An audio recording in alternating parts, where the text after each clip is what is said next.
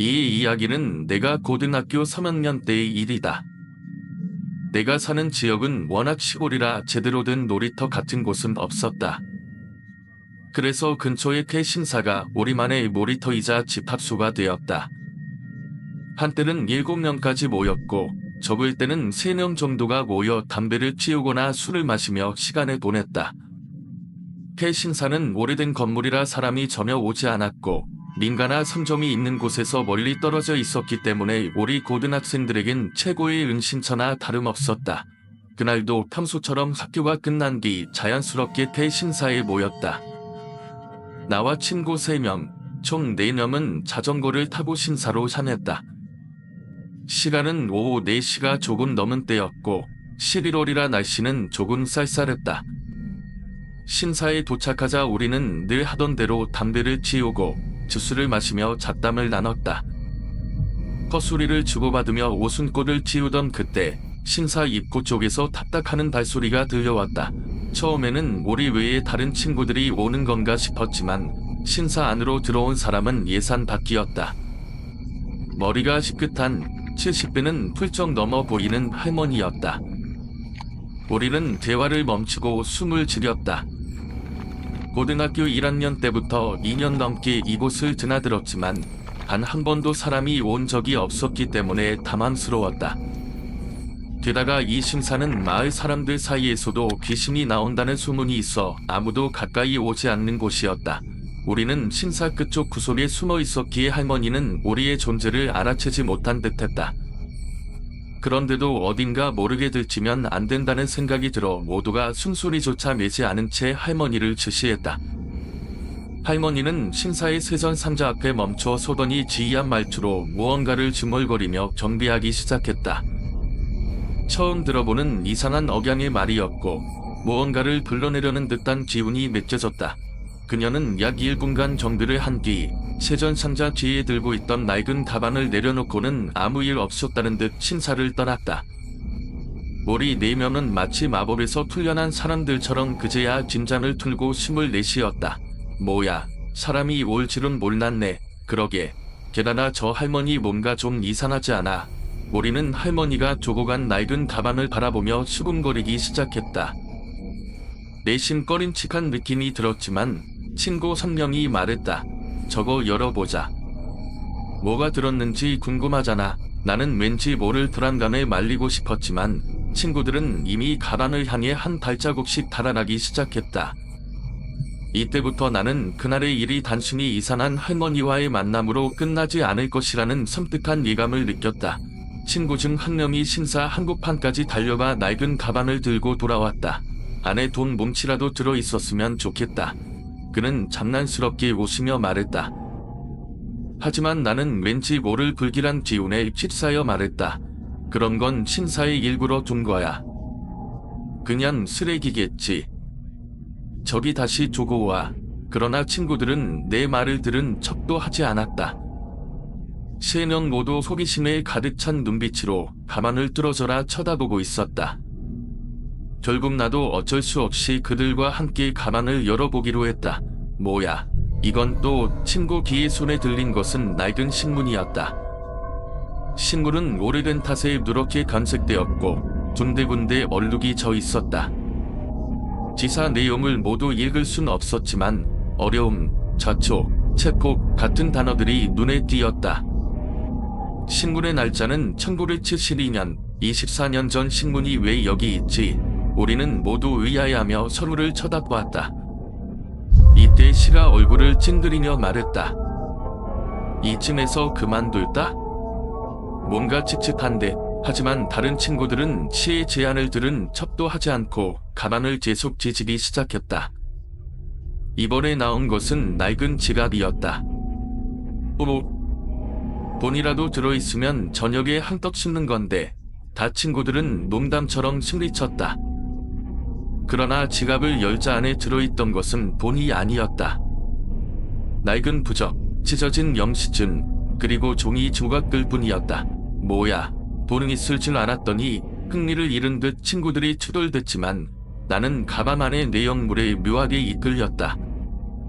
잠깐만, 이건 뭔가 이상해. 부적을 집어들고 자세히 살펴보니 오래된 한자와 지이한 문양이 그려져 있었다.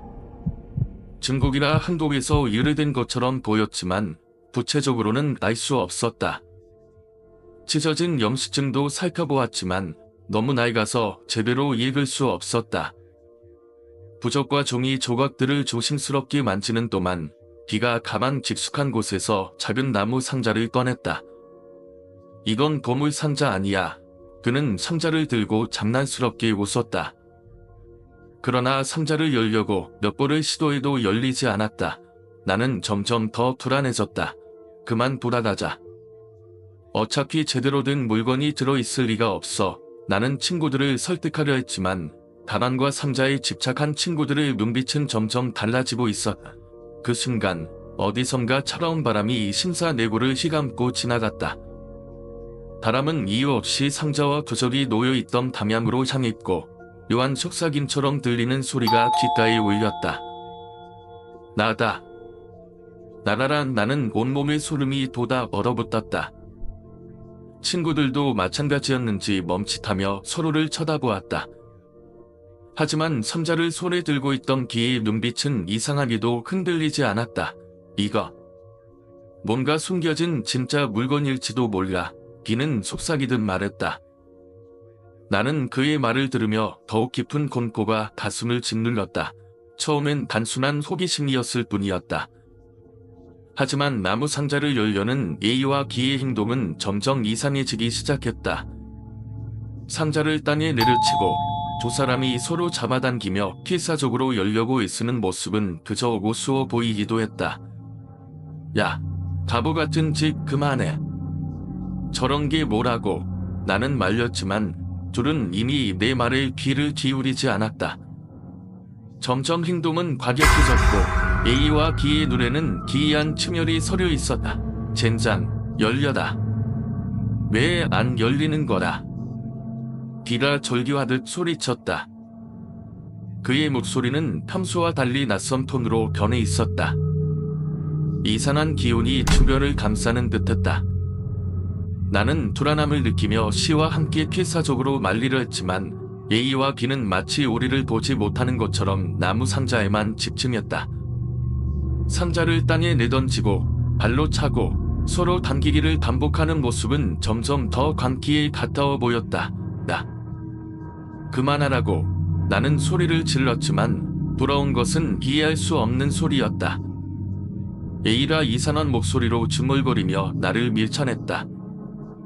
그 소리는 인간의 목소리라기보다는 깊은 어둠 속에서 들려오는 무언가의 속삭임처럼 느껴졌다. C와 나는 두려움에 얼어붙었다. 그러나 이대로 두었다가는 큰일이 날 것 같았다. 이건 위험하다. 누군가를 불러와야겠어. 나는 말을 더듬으며 말했다. 그때는 모두 휴대폰이 없던 시절이라 도움을 청하려면 직접 움직여야 했다. 하지만 C와 나 둘 중 하나가 이곳을 떠나야 한다는 생각에 망설임이 들었다. 결국 우리는 가위바위보를 했다. 운 좋게도 내가 이겼고 C는 마지못해 고개를 끄덕였다. 나는 신사를 벗어나 도움을 구하러 가기로 했다. 금방 올게. 여길 떠나지 말고 조심해. 나는 다짐하며 자전거를 타고 어둠이 드리워지기 시작한 신사 입구를 벗어났다. 주변은 이미 5시가 되어 어스름해지고 있었고 내가 2년간 다녔던 이 장소가 마치 낯선 공간처럼 느껴졌다. 뒤돌아보니 신사 한가운데서 상자에 매달려 몸부림치는 A와 B의 모습이 점점 흐릿해졌다. 그들이 붙잡고 있던 나무 상자가 마치 무언가 살아있는 것처럼 꿈틀거리는 듯 보였다. 자전거를 타고 매달리며 생각했다. 제발 아무 일도 없기를. 하지만 이상하게도 자전거 바퀴가 무거워지기 시작했다. 그리고 뒤에서 들려오는 속삭임, 돌아오지 마. 소리가 점점 선명해지고 있었다. 나는 신사의 계단을 전속력으로 내려가 자전거가 세워져 있던 곳으로 달려갔다. 하지만 자전거를 타려는 순간 갑자기 몸이 굳었다. 신사 맞은편 도로에 할머니가 서 있었다. 그녀는 시즈키즈 웃으며 신사 쪽을 응시하고 있었다. 나를 보지 않는 그 눈빛, 나는 그 모습에 섬뜩함을 느끼며 재빨리 자전거를 타고 심사에서 가장 가까운 친구 D의 집으로 달렸다. D. 큰일 났어. 내가 다급하게 상황을 설명하자 처음에는 장난으로 여겼던 D도 정차 사태의 심각성을 인지했다. 빨리 가자. 아니, 이도 부르자. 우리는 이에게 전화를 걸어 신사로 함께 가달라고 부탁했다. 하지만 이는 20분 이상 지나도 오지 않았다. 초조해진 우리는 결국 D의 동생에게 상황을 설명하고 이가 오면 신사로 오도록 전해달라고 부탁한 뒤 둘이서만 신사로 향했다. 어둑어둑해진 길을 자전거를 타고 달리는 동안에도 머릿속에는 끊임없이 불길한 생각이 떠올랐다. A와 B는 괜찮을까? 신사에 가까워질수록 그 불안감은 커져만 갔다. 신사에 도착해보니 아까 있던 도로의 할머니는 사라져 있었다. 그러나 이상하게도 주위의 공기가 무겁게 느껴졌다. 빨리 가자. D와 나는 신사의 계단을 뛰어 올랐다. 그 순간 모든 것이 흐려졌다. 다음으로 기억나는 것은 병실이었다. 눈을 뜨려고 했지만 온몸에 힘이 들어가지 않았다. 여기 어디지? 머리가 무겁고 다리는 깁스에 쌓여 있었다. 팔과 손목에는 붕대가 감겨 있었고 온몸에 통증이 밀려왔다. 얼마 후 간호사가 들어왔고 잠시 후 가족과 선생님도 병실로 들어왔다. 모두가 바쁘게 움직이고 있었다. 무슨 일이 있었던 거죠? 나는 기어 들어가는 목소리로 물었다. 그러나 처음에는 모두 내가 안정을 취하도록 이야기해주지 않았다. 몇 번이고 물어본 끝에 엄마는 떨리는 목소리로 입을 열었다. 내가 타고 있던 자전거가 트럭과 충돌했어. A와 B는 그 자리에서 사망했고 너는 4일 동안 의식을 잃고 있었다. 말문이 막혔다. 그렇다면 D는 지름쯤태야. 엄마는 말끝을 흐리며 눈물을 삼켰다. 나는 믿을 수 없다는 듯 병실 천장을 바라보았다. 나는 정삼에서 천천히 상황을 정리하려 애썼지만 머릿속은 혼란스러웠다. 친구들이 죽었다는 사실은 믿기 어려웠고 그날 밤 있었던 일들은 아직도 명확히 기억나지 않았다. 다음날 아침 병문안을 온 사람은 시와 이였다. 시는 울며 말했다. 미안해. 30분이나 기다려도 내가 돌아오지 않아서 A와 D를 두고 도망쳐버렸어. 나는 무슨 말을 해야 할지 몰라 겨우 한마디를 뱉었다. 그랬구나. 시는 계속해서 말을 이어갔다. 내가 내려간 후 얼마 지나지 않아 A가 열었다. 라고 소리쳤어. D도 똑같이 말했어. 너무 무서워서 그 자리에서 도망칠 수밖에 없었어. 이번에는 이가 설명을 덧붙였다. 솔직히 말하면 정확히 뭔 일인지 몰랐어. 그런데 시가 뒤에 있는 집을 가서 내 동생에게 너희가 신사로 오라고 했다고 전하길래 신사로 가긴 했지. 근데 이상한 느낌이 들어서 더 깊이 들어가지 못하고 그냥 돌아왔어. 다음날 사고 소식을 듣고 정말 깜짝 놀랐어. 두 사람은 침울한 표정으로 20분 정도 더 이야기를 나누다 떠났다. 나는 혼자 남아 그들의 이야기를 곡씹으며 상황을 정리하려 애썼지만 신사에서 무슨 일이 있었는지 점점 더 이해할 수 없게 느껴졌다. 그날 오후에는 청사가 찾아왔다. 사고 전 상황을 최대한 자세히 이야기해 줄 수 있겠니? 나는 신사에서 있었던 모든 일을 설명하려 했지만 형사의 관심은 오로지 교통사고 순간에 집중되어 있었다.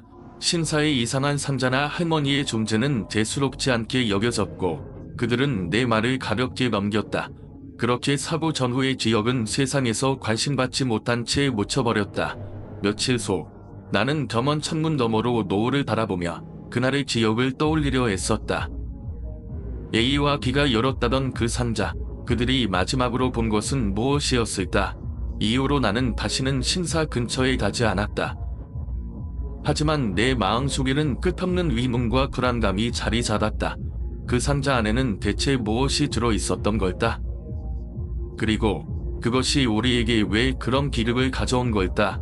어둠 속에 묻힌 그날의 비밀은 아마도 영원히 풀리지 않을 것이다. 나는 겸삼에서 천천히 상황을 정리하려 애썼지만 머릿속은 혼란스러웠다. 친구들이 죽었다는 사실은 믿기 어려웠고 그날 밤 있었던 일들은 아직도 명확히 기억나지 않았다. 다음날 아침 병문안을 온 사람은 씨와 이였다. 씨는 울며 말했다. 미안해. 30분이나 기다려도 내가 돌아오지 않아서 A와 B를 두고 도망쳐 버렸어. 나는 무슨 말을 해야 할지 몰라 겨우 손마디를 뱉었다. 그랬구나. 씨는 계속해서 말을 이어갔다. 내가 내려간 후 얼마 지나지 않아 A가 열었다. 라고 소리쳤어. B도 똑같이 말했어. 너무 무서워서 그 자리에서 도망칠 수밖에 없었어. 이번에는 네가 설명을 덧붙였다. 솔직히 말하면 정확히 뭔 일인지 몰랐어. 그런데 씨가 뒤에 있는 집을 가서 내 동생에게 너희가 신사로 오라고 했다고 전하길래 신사로 가긴 했지. 근데 이상한 느낌이 들어서 더 깊이 들어가지 못하고 그냥 돌아왔어. 다음날 사고 소식을 듣고 정말 깜짝 놀랐어. 두 사람은 침울한 표정으로 20분 정도 더 이야기를 나누다 떠났다. 나는 혼자 남아 그들의 이야기를 곱씹으며 상황을 정리하려 애썼지만 신사에서 무슨 일이 있었는지 점점 더 이해할 수 없게 느껴졌다. 그날 오후에는 형사가 찾아와 사고 전 상황을 최대한 자세히 이야기해 줄 수 있겠니? 나는 신사에서 있었던 모든 일을 설명하려 했지만 형사의 관심은 오로지 교통사고 순간에 집중되어 있었다. 신사의 이상한 상자나 할머니의 존재는 대수롭지 않게 여겨졌고 그들은 내 말을 가볍게 넘겼다. 그렇게 사고 전후의 기억은 세상에서 관심받지 못한 채 묻혀버렸다. 며칠 후 나는 병원 창문 너머로 노을을 바라보며 그날의 기억을 떠올리려 애썼다. A와 B가 열었다던 그 상자, 그들이 마지막으로 본 것은 무엇이었을까? 이후로 나는 다시는 신사 근처에 가지 않았다. 하지만 내 마음속에는 끝없는 의문과 불안감이 자리 잡았다. 그 상자 안에는 대체 무엇이 들어있었던 걸까? 그리고 그것이 우리에게 왜 그런 기름을 가져온 걸까? 어둠 속에 묻힌 그날의 비밀은 아마도 영원히 풀리지 않을 것이다. 의식이 시작되자 신사의 분위기는 완전히 달라졌다. 제주가 입은 전통 의상은 단정하면서도 신비로움을 더했고 그의 손에는 낯선 문양이 새겨진 오래된 두루마리가 들려 있었다. 그는 심심하게 주문을 읊조리며 작은 불씨를 피웠다. 불씨는 점점 커지며 의식을 둘러싼 공간을 은은한 빛으로 물들였다. 나는 진짠한 채 숨을 죽였다. 주변의 공기는 점점 무거워지고 어딘가에서 낮고 깊은 소리가 들려왔다. 마치 멀리서 울리는 곡소리 같았다. 소리가 커질수록 나의 기억 속 어두운 장면들이 생생하게 떠올랐다. 친구들의 비명, 그날 밤의 공포, 그리고 열려버린 상자에서 나왔던 차가운 공기. 이 상자의 짐은 단순히 명계와 연결된 것이 아닙니다. 의식 중 제주가 낮은 목소리로 말했다. 이 상자는 혼란과 고통을 먹고 자라나는 존재의 흔적을 남깁니다. 당신이 그날 열렸던 문과 상자의 얼지 사건의 중심에 있었던 것이 분명하군요. 제주의 말이 끝나자마자 신사 내부에 있던 소녀가 다가와 조용히 속삭였다. 이 상자는 그날 이후 이곳에서 사라졌어요. 전임자가 실종되었을 때 함께 없어진 걸로 알고 있어요. 그녀의 눈동자에는 이상한 빛이 담돌았다. 나는 무언가 설명할 수 없는 불안을 느꼈다. 혹시 그 상자를 다시 찾게 된다면 무슨 일이 생기는 걸까요? 제주는 잠시 침묵하더니 무겁게 대답했다. 그 상자는 열려서는 안 될 문을 여는 열쇠입니다. 그 의심이 다시 세상에 풀려난다면 그날의 비극이 반복될 수도 있죠. 더 강한 형태로요. 의식은 마무리되었지만 나는 혼란스러운 마음으로 신사를 나섰다.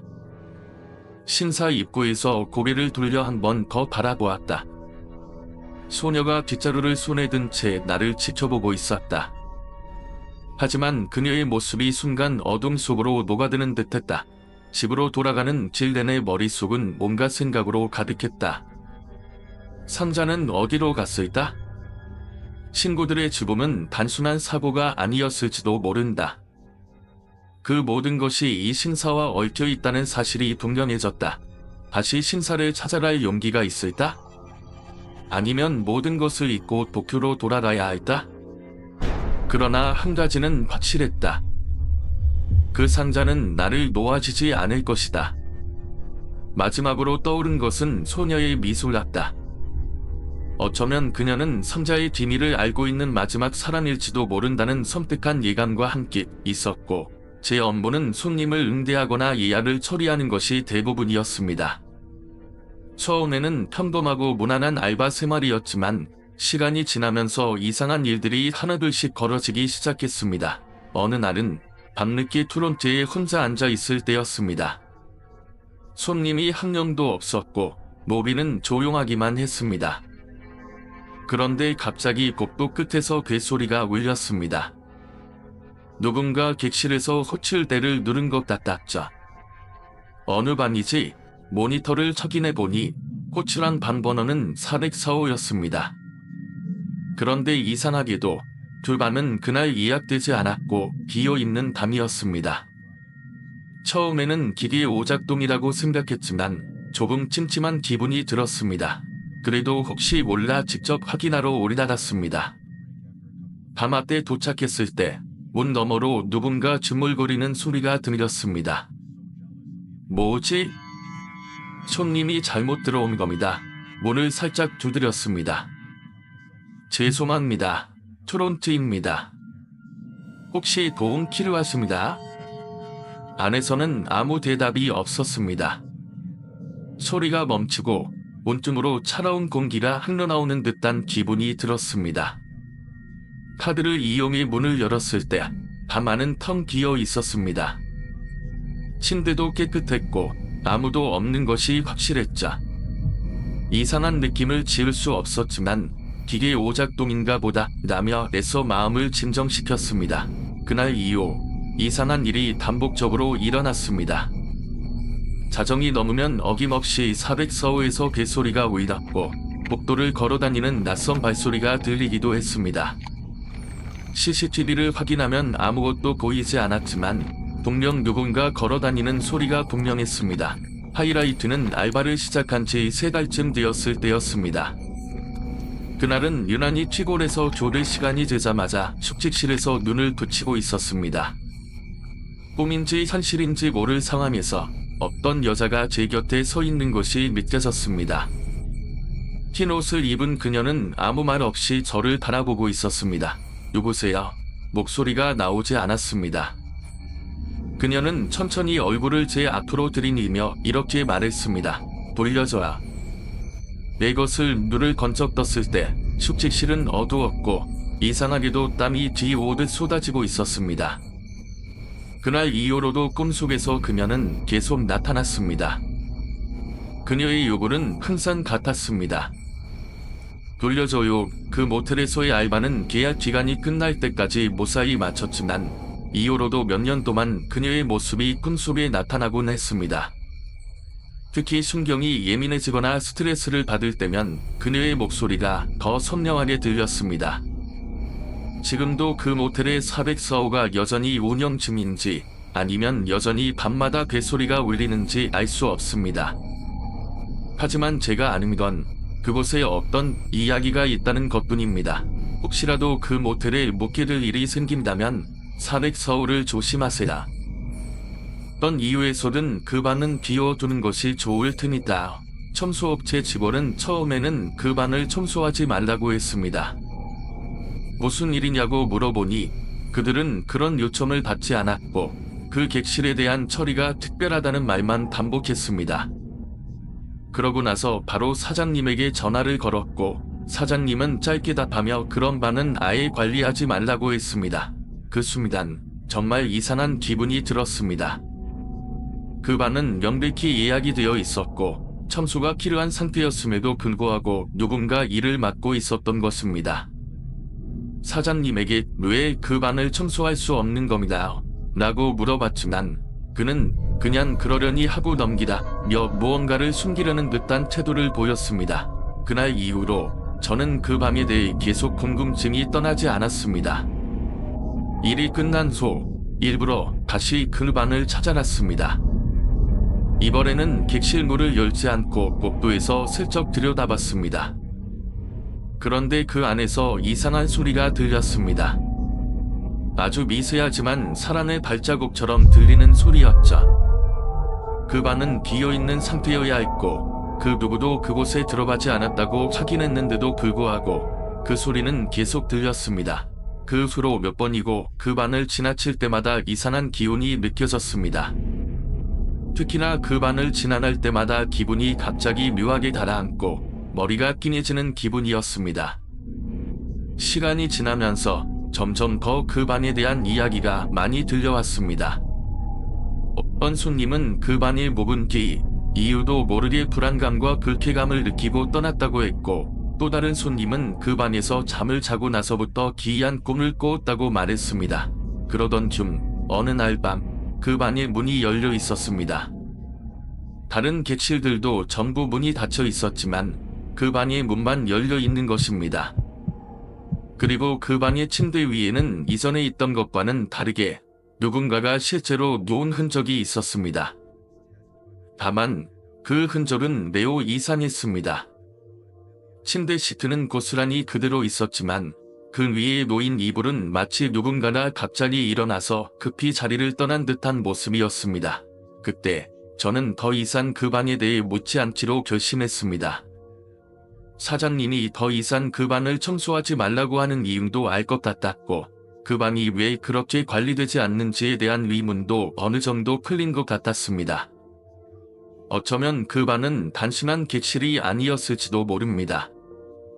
지금도 그 방이 여전히 예약 시스템에 포함되어 있는지 아니면 이미 사용되지 않는 방으로 바뀌었는지 궁금합니다. 여러분은 어떻게 생각하시나?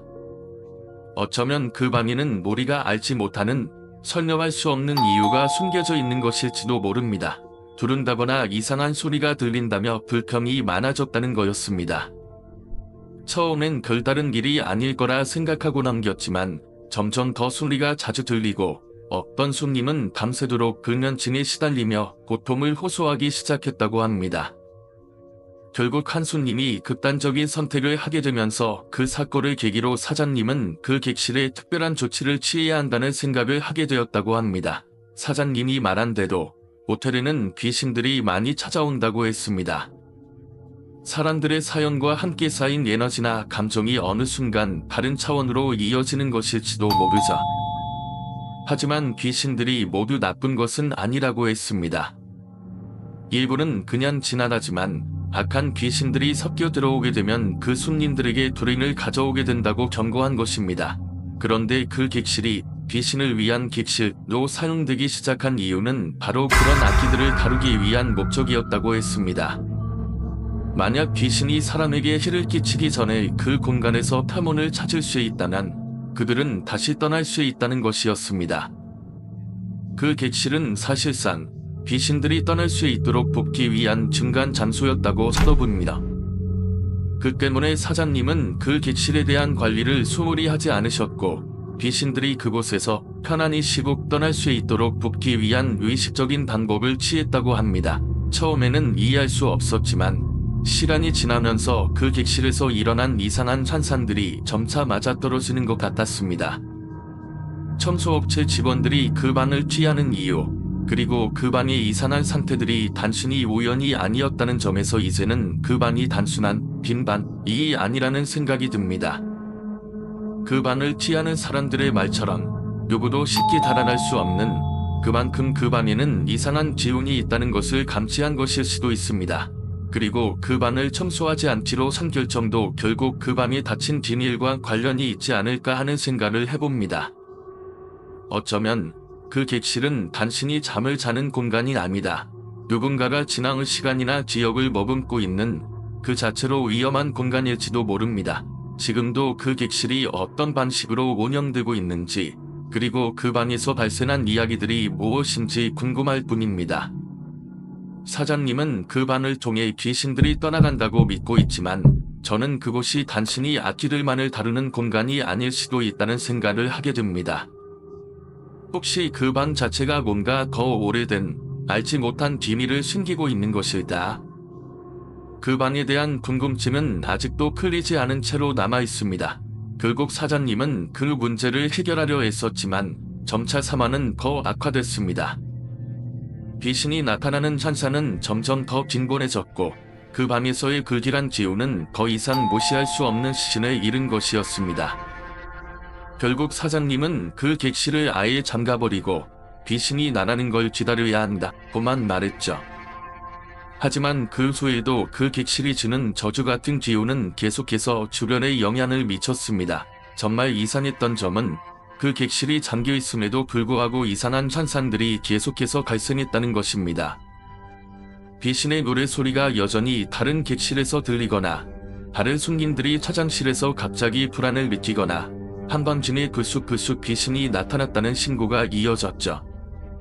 심지어 근처에 있는 커뮤니티에 그 모텔에 대한 부정적인 후기가 오리다나며 사업이 점점 어려워졌습니다. 사장님은 그때서야 그 객실에 대한 결정적인 조치를 취하지 않았던 것을 후회하며 더 이상 그 문제를 해결할 방법이 없다고 느꼈습니다. 모텔에서 벌어진 일들은 너무 이상하고 끔찍해서 일반적인 방식으로는 해결할 수 없는 문제였던 것입니다. 결국 그 객실은 dam치되었고 모텔 자체로 점차 손님이 줄어들고 많은 사망이 이어졌습니다. 사장님이 이야기했던 그 귀신을 위한 방의 진실은 무엇일까? 귀신이 원래 있던 곳에서 떠나지 못한 이유는 무엇일까? 그 객실이 품고 있는 비밀은 무엇인지 여전히 미스터리로 남아 있습니다. 지금도 그 모텔의 한 구석에서 어떤 일이 벌어지고 있을지 상상만 해도 등골이 오싹해집니다. 사장님이 말한 대로 그 모텔의 귀신들을 위한 방은 결국 다른 모텔에도 영향을 미쳤습니다. 다른 모텔에서도 비슷한 일이 벌어졌다는 사실은 그 방이 정말로 무엇인가를 품고 있다는 느낌을 더욱 강하게 만들었습니다. 특히 기객실에 들어갔던 그 남자의 경험은 단순한 술 취한 기억이나 꿈이 아니다. 뭔가 더 깊고 무서운 존재가 그곳에 있다는 것을 암시하는 것처럼 들렸습니다. 그가 느낀 강인 울림과 침대에서 눈을 뜨고 본 수많은 사람들의 얼굴이 그를 내려다보는 장면은 그 누구도 설명할 수 없는 괴이한 경험이었죠. 귀신이 말을 하지 않지만 계속해서 들려오는 목소리들, 아무도 없는 밤 안에서 들려오는 인기척은 더 이상 단순한 해프닝으로 치부될 수 없습니다. 특히 청소 직원들이 오가는 동안 그 방에서 인기척이 들린다고 하는 부분도 그 객실의 정체가 무엇인지 알 수 없게 만듭니다. 아무리 청소를 해도 그 방은 여전히 존재감을 드러내고 있었고 사람들에게 그 존재감을 강하게 각인시켰습니다. 모텔의 분위기와 그 방의 섬뜩한 기온은 더욱 두려움을 증폭시켰고 사장님은 그 방을 운영하면서 점차 커지는 문제를 해결하려 했지만 그 방법이 효과를 보지 못했다고 합니다. 결국 그 모텔은 털려나갔고 귀신들이 머무른 밤이라는 비밀은 계속해서 미스터리로 남았죠. 그런 기운이 묻어있는 모텔은 사람들에게 단순히 불쾌한 기억으로 남을 수밖에 없었습니다. 이 모든 이야기는 그 방을 넘어서는 더 큰 의문을 남깁니다. 그 방은 과연 단순히 귀신들을 위한 공간에 불과했을까? 아니면 그곳에 숨겨진 더 어두운 비밀이 있는 것일까? 그 모텔의 역사와 그 방에 얽힌 이야기는 이제 더 이상 사람들의 입에 오르내리며 그곳에 대한 호기심과 공포를 자아내고 있습니다. 그 방에 관한 이야기를 들은 후 그곳이 어떤 특별한 이유로 존재하는지 이해할 수 있게 되었습니다. 많은 사람들이 귀신이 있는 곳에서 무언가를 경험하거나 그곳에서 머무른 동안 불편한 느낌을 받았다면 결국 그 공간이 가진 기운이 사람들의 마음에 영향을 미쳤을 것입니다. 여러분이 말하는 그런 귀신을 위한 객실처럼 호텔이나 호텔과 같은 공간은 종종 사람들이 지나치게 많은 이야기를 나누며 오고 가는 곳이라 그런 미스터리한 사건들이 발생할 확률도 높아지기 마련입니다. 이야기 중에서 언급된 귀객실이라는 부분은 그저 묘사된 것일 수도 있지만 그 방에서 발생하는 일련의 불가사의한 현상들은 분명히 사람들에게 두려움을 주기 충분한 사건들입니다. 손님들이 목격하거나 느낀 불편한 감정들이 그 공간에 계속해서 얽히게 되면 결국 그곳은 사람들뿐만 아니라 무언가 다른 존재들로 채워지게 되지 않을까 싶습니다. 이후로도 그 방에 대해 이야기하는 사람들의 반응을 보면 그곳이 특별한 의미를 가진 공간임을 깨닫게 됩니다. 그곳에서 벌어지는 사건들을 직접 경험한 사람들만이 짐작으로 큰 의미를 알 수 있을 테니다.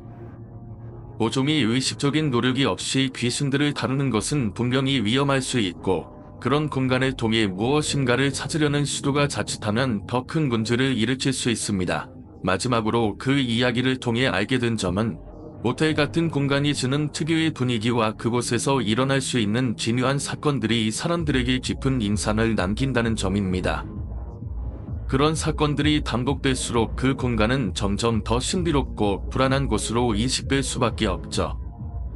결국 우리가 이야기한 것처럼 그 공간에 얽힌 이야기는 단순한 공포 이상의 의미를 내포하고 있으며, 그 속에서 벗어날 수 없는 사람들의 갈등과 혼란이 그 공간에 깊게 새겨져 있다는 점에서 그 이야기는 계속해서 사람들의 일에 오르내릴 수밖에 없습니다 느낌이 드는 것이었지만, 그때는 그저 술에 취해 정신이 흐릿해서 그런가 싶었습니다. 그 순간 귀에 들려오는 나나라는 말이 반복될수록 뭔가 이상한 기운이 감도났죠. 하지만 또 하나의 이유가 될 수 있는 게, 그때까지 가위 눌림을 경험했던 적이 있었기 때문에 그 상황 자체가 그리 신경 쓰이지 않았습니다. 대개 그런 경험들은 일시적이었고, 잠에서 깨면 끝나는 일상적인 현상으로 여겼기에 별다른 의미를 두지 않았습니다. 그러나 그날은 달랐습니다. 머리 옆에 누군가가 앉아 있었고, 그 형태는 매우 선명했죠. 귀를 가까이 대고 반복적으로 나나라는 말을 하는 그 목소리는 분명히 현실에서 들리는 것이었고, 몸이 전혀 움직이지 않는 상황에서 그 목소리가 점점 더 가까워져 오는 느낌이 들었습니다. 그때까지도 내가 너무 취해서 그런 것이라면 그냥 지나칠 수 있었겠지만, 점점 공포를 느끼게 된 건 그 소리가 너무 실제적이고 무언가가 내 옆에서 존재한다는 것이 확실해졌기 때문입니다. 이후 어느 순간 그 목소리가 멀어지며 상황이 종료된 것 같았지만, 그때의 불안감은 가시지 않았습니다. 아침이 되어 눈을 떠보니 그 밤의 일이 실제로 일어난 일인지 아니면 그저 내 마음이 만든 환상이었는지 확신할 수 없었습니다. 하지만 그 경험은 마음속에 짙은 의문을 남겼고, 그 뒤로 밤에 잠을 잘 때마다 그런 기분이 다시 찾아올까봐 두려웠습니다.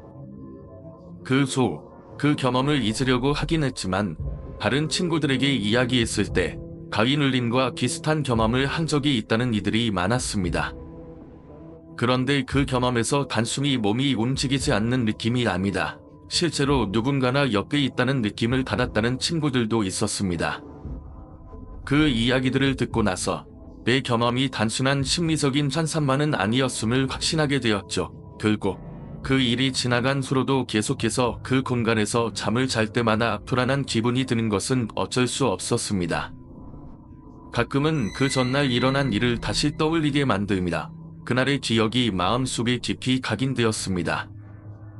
모텔에서의 이야기처럼 한 공간에서 일어난 불가사의한 일들이 남겨진 기운처럼 사람들에게 영향을 미치고, 때로는 그런 기억들이 공간에 남아있어 그곳을 찾는 사람들에게 다른 형태로 나타날 수도 있겠다는 생각이 들었습니다. 움직이지 않는 상태에서 가위에 눌리는 것만으로 끝났을 텐데, 그날은 뭔가 너무 비현실적이고 공포스러웠습니다. 눈을 뜬 순간 그 여자가 책상 위에서 발을 쾅쾅 밟으며 뛰는 모습이 선명하게 보였는데, 그 모습은 상상할 수 없을 정도로 괴이하고 이상했습니다. 천장과 책상 사이의 좁은 공간에서 발을 쾅쾅 밟으며 뛰고 있는 모습은 그야말로 끔찍했죠. 그렇게 책상 위에서 뛰어대는 여자, 그리고 그녀가 반복해서 말하는 나다라는 말은 점점 더 큰 소리로 울려 퍼졌습니다. 마치 그녀의 분노가 입안을 가득 채우는 것처럼 느껴졌고, 그 소리에 심장이 미칠 듯이 뛰었어요. 그때의 공포는 그 어떤 영화보다 실감났고, 현실과 꿈의 경기가 허물어진 것 같은 기분이 들었습니다. 그 여자가 끼고 있는 모습이 너무도 생생하고 마치 눈앞에서 현실처럼 다가왔습니다. 그 소리는 점점 더 커지고, 나라라는 말도 그 어느 때보다 강렬하게 들렸습니다. 그럼에도 불구하고 몸은 움직이지 않았고, 소리만 크게 들려오는 그 순간 진짜로 죽을 것만 같았습니다. 그리고 결국 그 여자가 방을 떠나면서 나는 겨우 풀려났습니다. 몸은 무겁고 정신은 혼란스러웠죠.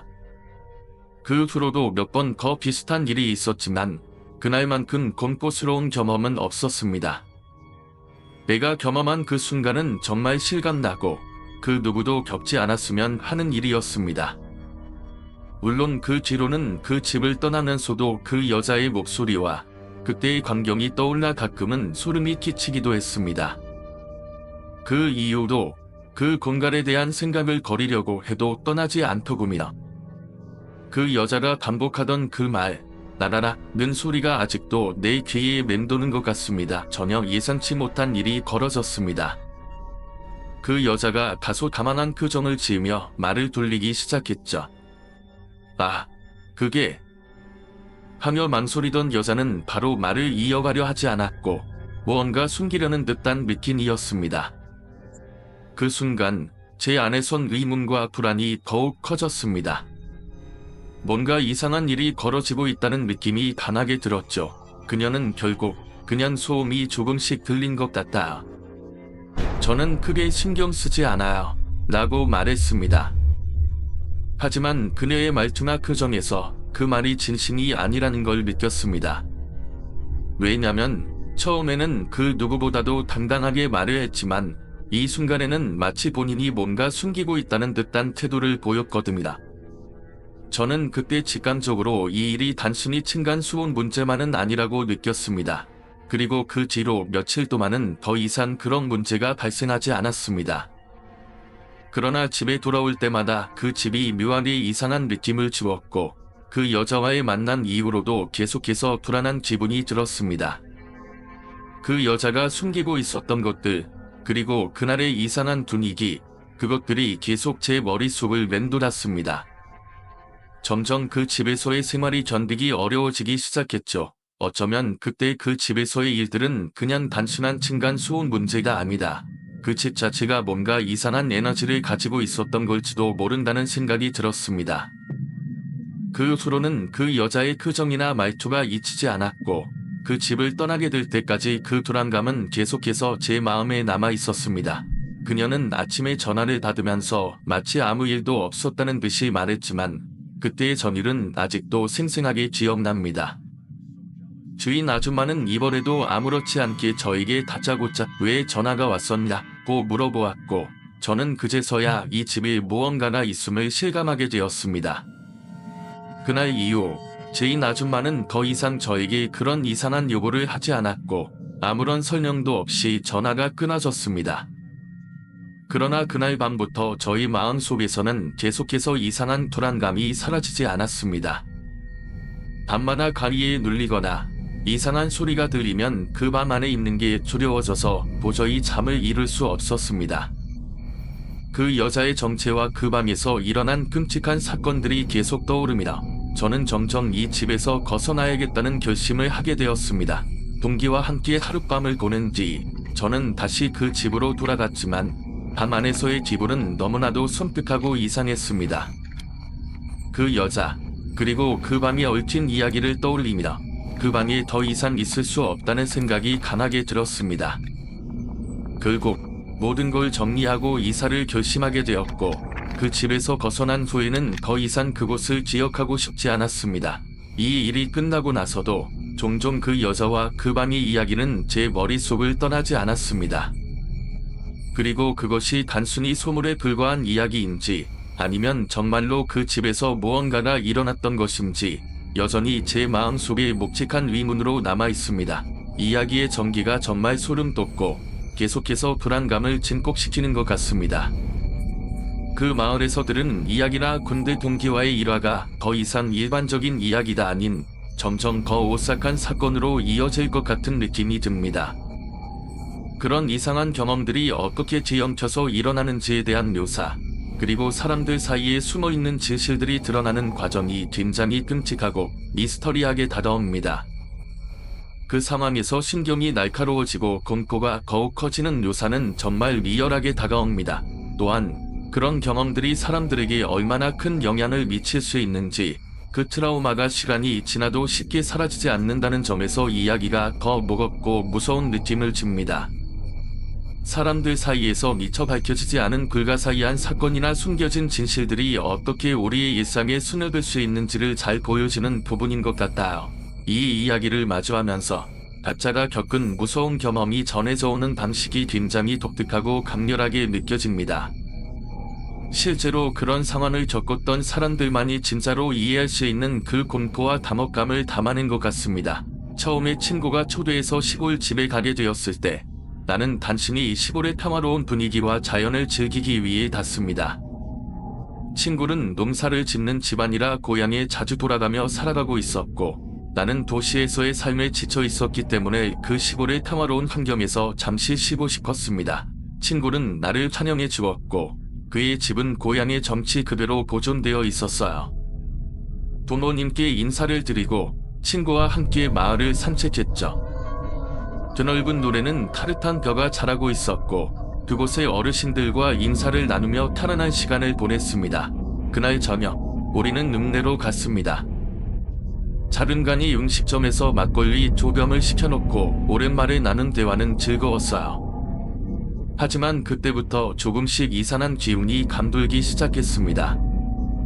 주위가 점점 더 조용해지고 분위기가 어색해졌죠. 친구는 일 때문에 잠시 자리를 떠났고 나는 혼자 남아 음식을 기다렸습니다. 그러던 중 이상한 일이 벌어졌습니다. 그 음식점 안에서 사람들이 조금씩 사라지기 시작했어요. 그때 느꼈던 불안감은 단순히 술이 취해서 그런 것이 아니다. 마치 그곳에 다른 무엇인가가 존재하는 듯한 느낌이었죠. 친구가 돌아왔을 때 나는 그에게 무언가 이상한 일이 있었다고 말했지만 그는 아무렇지도 않게 웃으면서 그냥 시골의 평온한 분위기에 익숙해져서 그런 거야 라고 말했습니다. 하지만 내 마음속에서는 불안함이 계속해서 커져만 갔습니다. 그렇게 시간이 지나면서 나는 점점 그 집과 그 마을에서 무언가 불길한 기운을 느끼게 되었고 결국 이 모든 것의 중심에는 내가 생각했던 것보다 훨씬 더 큰 기밀이 숨겨져 있음을 깨닫게 되었습니다. 사실은 전화통화 중에 이야기가 길어져서 회고를 풀 시간이 많지 않았습니다. 그러던 중 내가 앞으로 무엇을 할 것인지 어떤 계획이 있는지 얘기하던 중에 친구가 눈이 시둥그레지며 내가 좋아할 만한 이야기다 하나이다 며 말을 꺼냈습니다. 나는 무슨 재미있는 일이 있나 싶어서 물었더니 그가 말하길 최근 마을이 크게 시끄러워졌다는 겁니다. 사실 연 마을부터 시작해서 군 전체가 떠들썩할 정도로 대박 사건이 있었다는 이야기였죠. 이야기는 이랬습니다. 앞서 말했듯이 시골에서는 대부분 농사를 짓거나 장사를 하며 살아가는 사람들이 많습니다. 이웃끼리 서로 왕래가 많고 다른 집에 일어나는 일들은 다 알 정도로 사람들 사이에 친분이 두터운 편이죠. 그런데 외지인이 마을에 들어오면 사람들은 경계하는 경향이 있습니다. 그 이유는 정확히 모르겠지만 아무래도 외지인들은 낯설고 그들이 마을 주민이 된다고 하면 불편해하는 경우가 많습니다. 혹은 투자 목적으로 들어오는 사람들이 많기 때문인지 마을 사람들은 그리 달갑게 여겨지지 않는 경우가 많죠. 그런데 2년 전쯤 한 부부가 이 마을에 들어왔다고 합니다. 이 부부는 마을 끝자락에 위치한 땅을 사고 그 위에 조립식 집을 지었습니다. 그따를 시간이 걸리지도 않아서 곧바로 입주를 시작했고 그들이 이사 왔을 때는 마을 사람들에게 떡을 돌리며 인사를 했습니다. 서울에서 귀농을 했어요 라고 하며 말이죠. 그런 일이 종종 있다 보니 마을 사람들은 그리 신경 쓰지 않았다고 합니다. 하지만 한 가지 이상했던 점은 부부의 나이 차이가 눈에 띄게 컸다는 겁니다. 남편은 50대쯤 되어 보였고 아내는 30대 중반으로 보였다고 합니다. 마을 주민들 사이에서 이것이 의아하게 느껴졌고 이 부부는 차를 타고 다닐 때도 고급차를 타고 다녔고 그들의 생활이 전반적으로 남다른 느낌을 주었죠. 그렇지만 이 부부의 존재가 마을에 커지기 전까지는 아무 문제가 없었습니다. 문제는 그들이 집을 지은 뒤부터 발생했습니다. 그런데 차를 타고 다니는 외제차와 함께 이 부부의 생활에 대한 의문이 점점 커졌습니다. 친구의 말에 의하면 모두들 궁금증을 느끼기 시작했기 때문에 마을 사람들은 몇 가지 질문을 던지기 시작했죠. 부부는 서울에서 사업을 하고 있습니다. 가끔씩 내려와서 밭을 가꾸고 살 거라고 말했습니다. 원래 남편이 이 근처 사람이라 별장처럼 운영할 계획이라고 했습니다. 처음에는 그런 얘기에 큰 의심을 가지지 않았지만 시간이 지나면서 점차 이상한 기운이 느껴졌습니다. 부부는 마을 바깥쪽에 있는 땅 한마지기를 매입했는데 아내는 귀농 교육을 받아서 농작물을 심는다고 했습니다. 하지만 이상하게도 남편은 자주 외출을 하고 아내와 아들은 거의 집에만 있었습니다. 시간이 지나면서 아내가 마치 밭을 방치하는 것처럼 보였고 저녁쯤 집에 돌이 쳐져 있을 때도 그 누구도 집 안에서 활동하는 모습은 볼 수 없었습니다.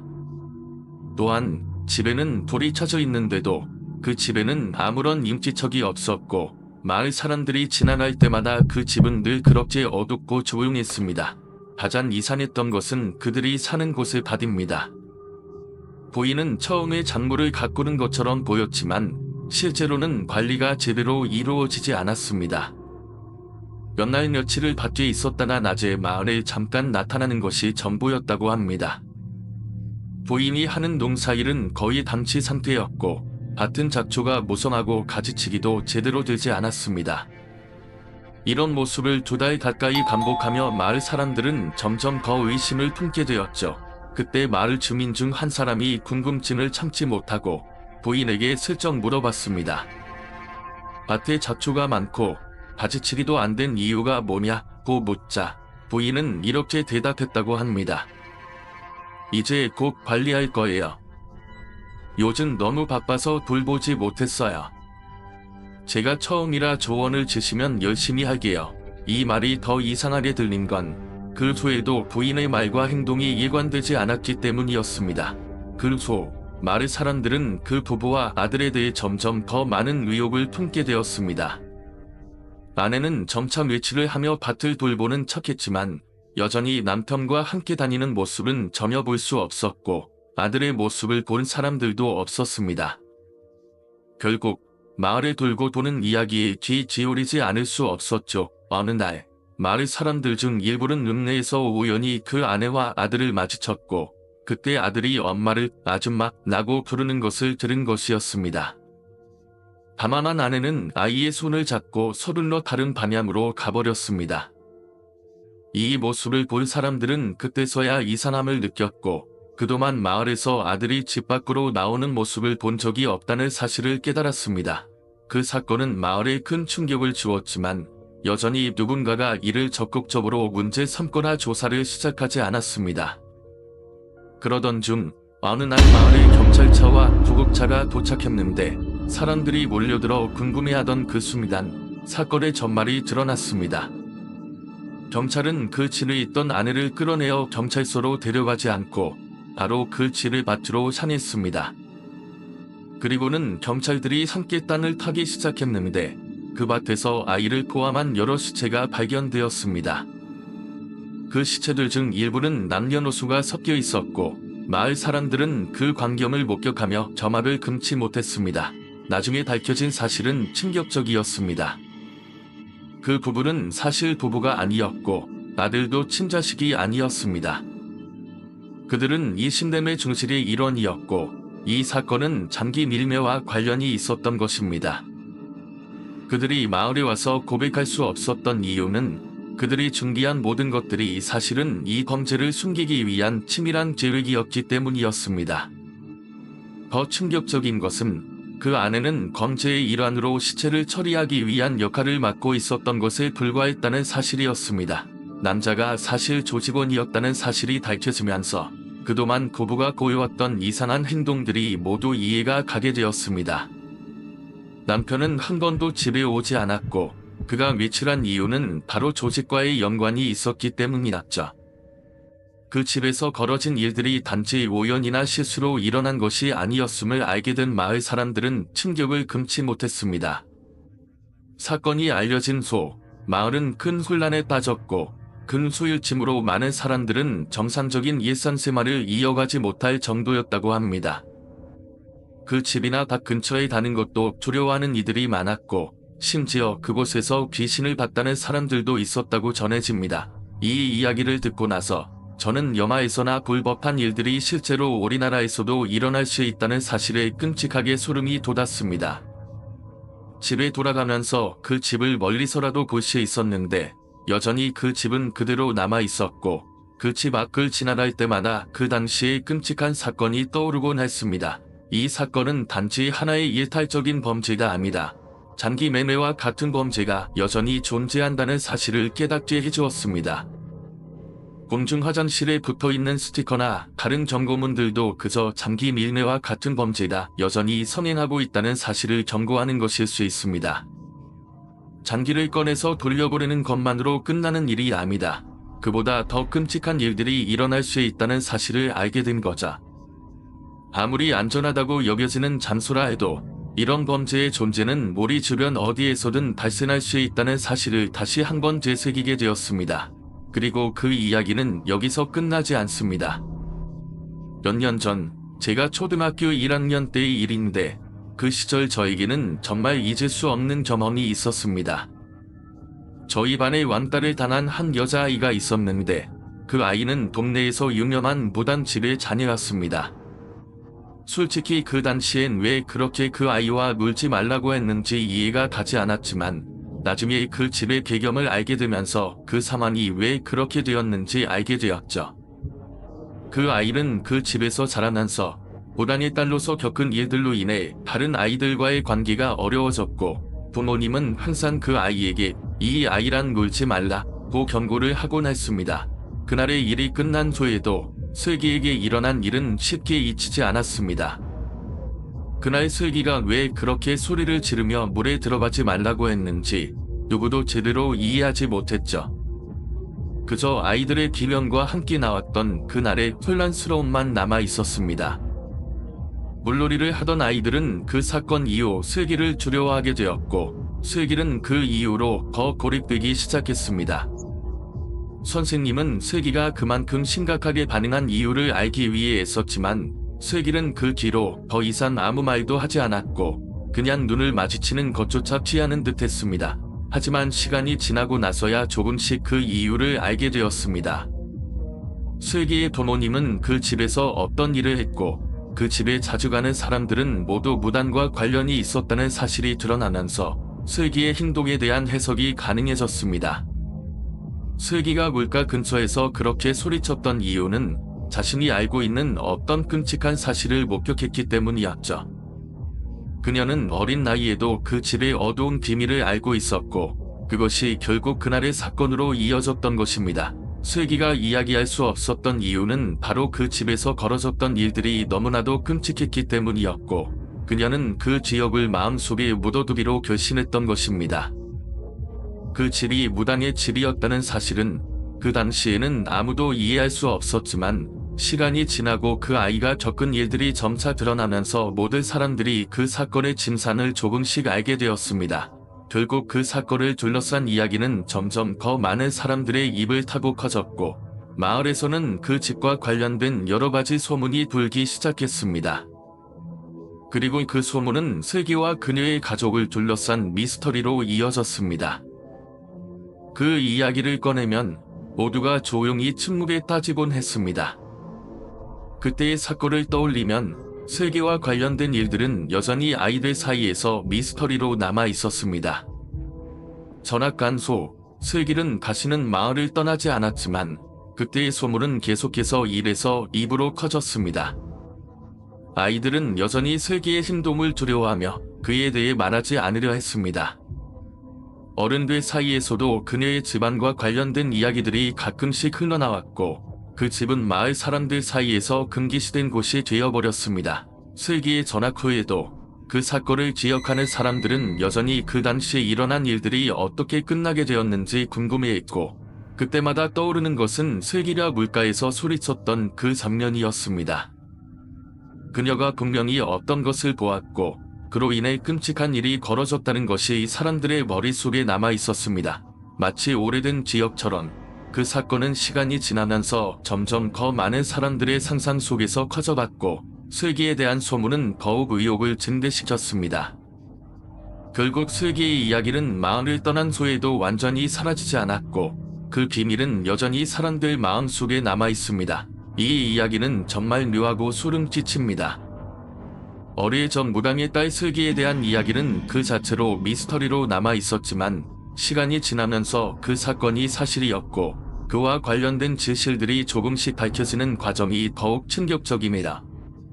슬기가 물에 들어가지 말라고 했던 이유가 물귀신을 봤기 때문이었다는 사실, 그리고 그 이후 그녀의 가족이 이사를 가게 된 배경이 그 당시 사람들에게 얼마나 큰 영향을 미쳤는지 알 수 있습니다. 또한 그런 사건을 겪고 나서도 여전히 그녀가 어떻게 살아났는지, 그리고 나중에 유튜브에서 다시 마주하게 된 그 익숙한 얼굴이 얼마나 놀라운지 묘사된 부분도 인상적입니다. 결국 아이들이 겪은 괴로움과 어른들의 미성숙한 반응이 그 아이에게 얼마나 큰 상처를 남겼는지, 그리고 그 사건이 후에 어떻게 전개되었는지에 대한 이야기가 잘 그려졌습니다. 특히 물귀신에 대한 설명이 인상적이었고 그런 전통적인 미신과 관련된 이야기가 사람들의 생각에 어떻게 영향을 미쳤는지도 잘 표현되었죠. 물귀신이 물속에 있다는 것이 아니라 물 밖에 몸의 일부가 나와 있다는 삼사는 또 다른 두려움을 자아냅니다. 이 이야기는 결국 인간 사회의 두려움, 편견, 그리고 미신이 어떻게 사람들의 삶에 영향을 미치는지에 대한 중요한 메시지를 전달하는 것 같습니다. 끝으로 공포학과 교수라는 표현은 이야기의 분위기를 잘 이어주는 역할을 하네요. 정말 무섭고 동시에 생각하게 만드는 이야기였습니다. 이야기가 여기까지입니다. 오늘 이야기를 들으시면서 물귀신이나 어린 시절의 비밀에 대해 어떻게 생각하셨나요? 여러분도 혹시 어린 시절을 겪었던 미스터리한 경험이 있다면 그 이야기를 댓글로 공유해주세요. 이번 이야기가 여러분에게 조금은 무섭고 또 생각을 깊게 만드는 시간이었기를 바랍니다. 만약 이 이야기가 마음에 드셨다면 좋아요 버튼을 눌러주시고 구독과 알림 설정도 잊지 마세요. 이렇게 저와 함께 더 많은 공포 이야기를 나누고 싶다면 채널을 구독하고 여러분의 소중한 의견을 댓글로 남겨주세요. 여러분의 의견 하나하나가 저에게 큰 힘이 됩니다. 그럼 오늘도 들어주셔서 감사하고 다음 이야기에서 다시 만나요. 감사합니다.